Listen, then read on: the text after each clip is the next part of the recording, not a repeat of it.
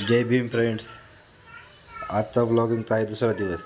तर बघू आता मला जायचं आहे ड्युटीला. तर बायकोने काय काय जेवणासाठी केलेलं आहे. इथे आहे चपाती. भाजी कोणती केली? शेपूची. दाखव.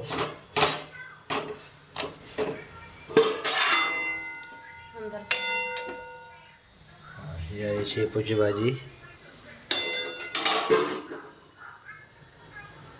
आता मला जायचं आहे ड्युटीला. तर आपण बघू पाऊस कमी झाला आहे का. पाऊस कमी झाला असेल तर आपण ड्युटीला आता जाणार आहे. बघा घरातून नजारा कसा दिसतो आमच्या. पाऊस तर पूर्ण गेलेला आहे.